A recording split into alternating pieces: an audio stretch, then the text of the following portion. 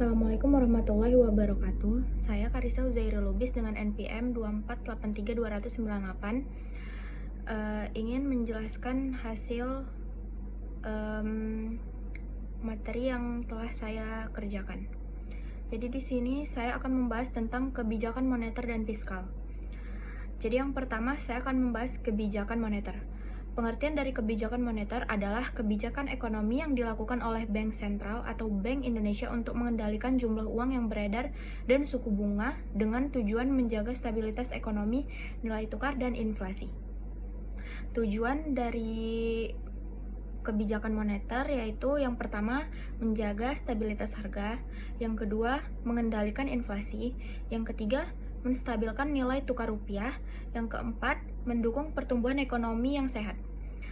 Dan ada instrumen kebijakan moneter.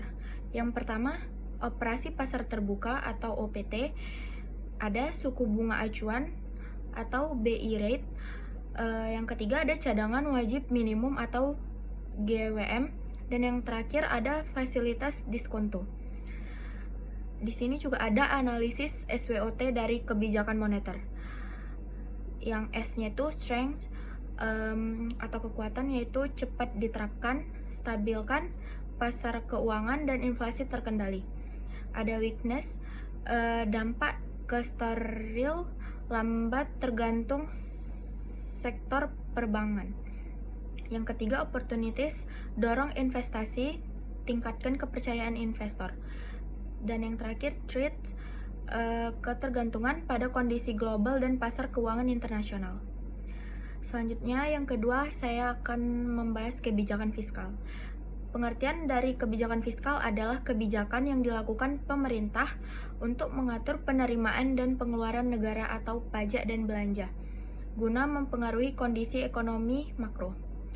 Tujuannya yaitu yang pertama, mendorong pertumbuhan ekonomi, yang kedua, menjaga nilai mata uang, yang ketiga, mengendalikan inflasi. Instrumen dari kebijakan fiskal yaitu ada penerimaan negara atau pajak dan non-pajak. Selanjutnya ada belanja negara atau subsidi dan infrastruktur. Yang terakhir transfer dan subsidi sosial. Di sini juga ada analisis SWOT dari kebijakan fiskal. Yang pertama itu strengths-nya yaitu langsung memengaruhi sektor real, membantu distribusi pendapatan. Weakness-nya birokrasi lambat, potensi defisit, dan ketergantungan pada pajak. Opportunities yaitu menciptakan lapangan kerja, arahkan pembangunan wilayah tertinggal. Yang threats, risiko utang dan ketidakpastian politik.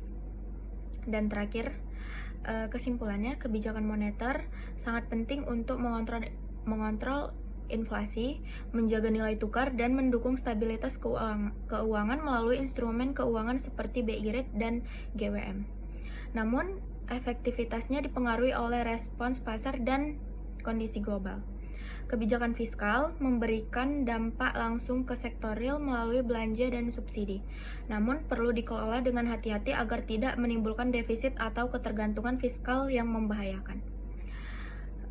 Berikut hasil dari tugas yang saya kerjakan dari ekonomi makro, yaitu kebijakan moneter dan fiskal.